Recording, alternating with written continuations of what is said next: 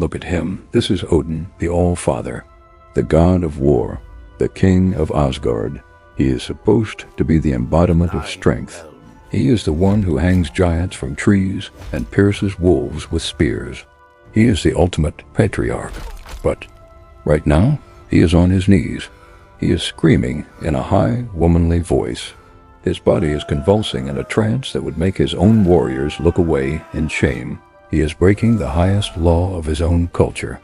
He is committing a sin so deep that in the Viking age men were executed for it. He is practicing Seidr and standing in the shadows, watching the king of the gods humiliate himself is a woman. She isn't afraid. She is the teacher. She holds the leash. Freya didn't just bring beauty to Asgard. She brought a weapon so dangerous, so taboo, that even the gods were forbidden from touching it. They called it women's magic. They called it shameful, but Odin was addicted to it. And to understand why the most powerful male god in history destroyed his own reputation to learn a witch's trick, we have to look at the dark pact he made with Freya. He wanted to see the future. He didn't realize the future would kill him.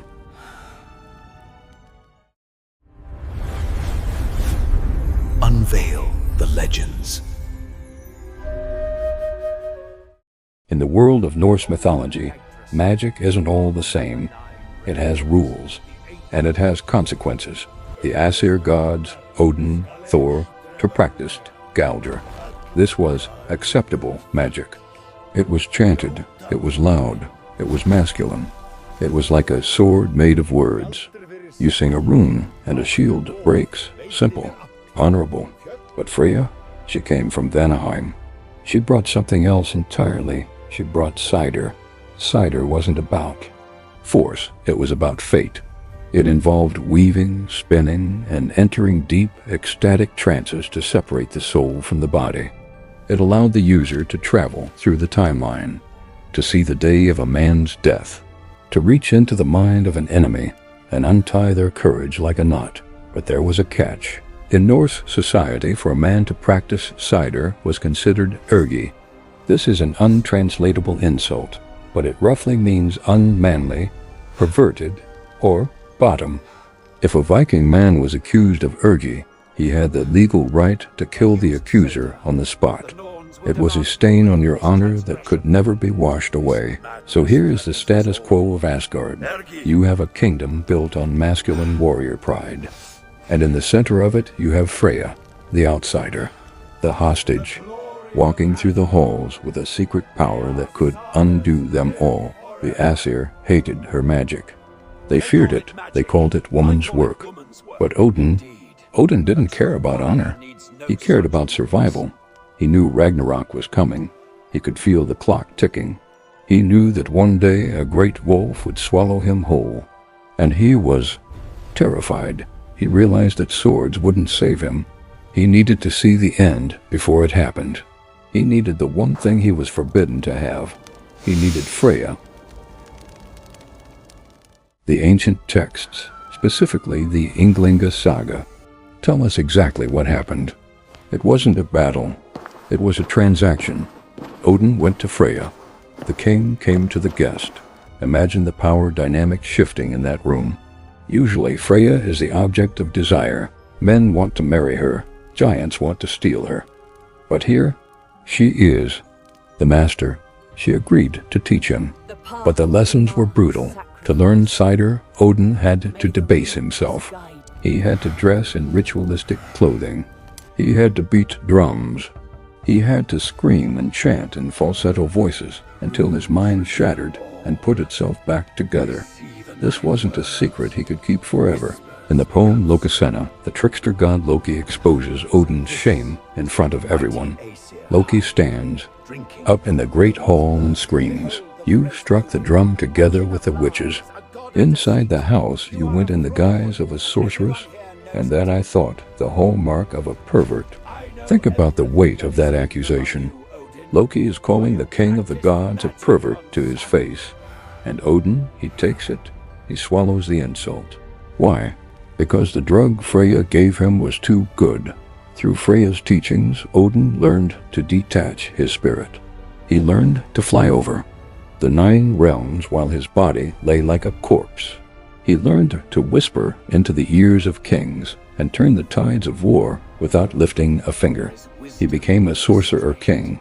But this is where the story turns into a horror movie.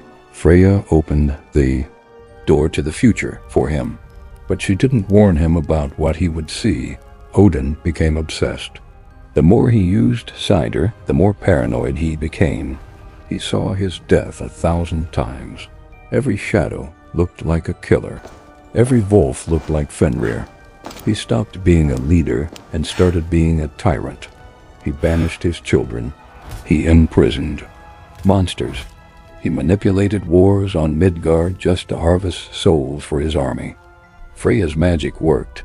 It gave him the sight, but it cost him his sanity.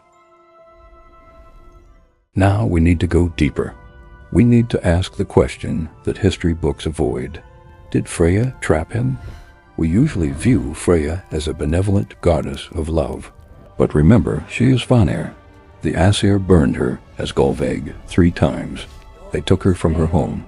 They kept her as a hostage to ensure peace. She had every reason to hate Odin.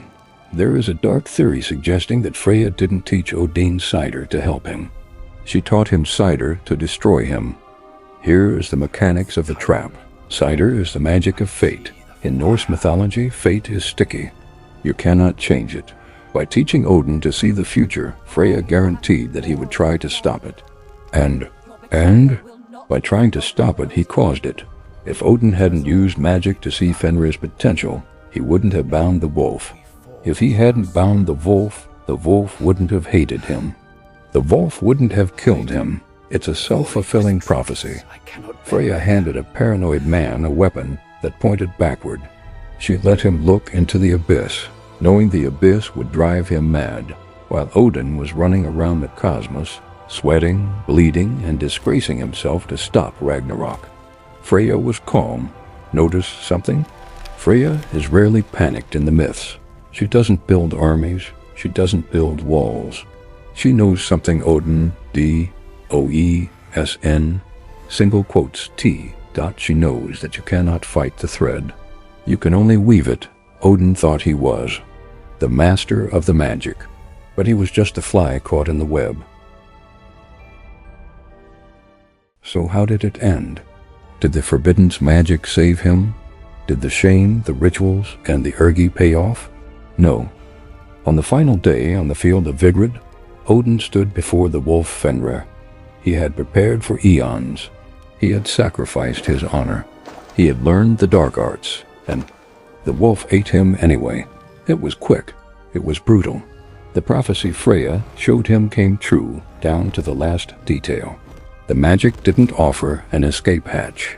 It only offered a spoiler alert. But look who survived. Freya is one of the few deities who serves. Depending on the version of the text you read, the Vanir goddess endures. The world is reborn. Her legacy continues. The Aesir, the men of iron and war, were wiped out. But the Vanir, the masters of magic and adaptation, lived on. The irony is crushing. The Aesir spent centuries mocking Freya's magic. They called it weak. They called it effeminate. They forbade it. But in the end, their swords shattered. Their walls fell. And the Forbidden's magic was the only thing that actually understood how the universe worked. Odin died of fear long before the wolf bit him. And Freya?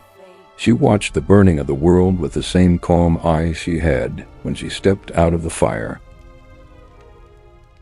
There is a terrifying lesson here. Power always has a price. Odin thought the price was just his dignity, but the real price was his peace of mind. He broke the laws of nature to know the unknowable, and the universe punished him for it. But I want to hear from you. Do you think Freya sabotaged Odin on purpose? Or was she simply sharing a tool that he wasn't strong enough to handle? Was the All-Father the victim of his own greed? Let me know your verdict in the comments. Subscribe, the threads are tightening.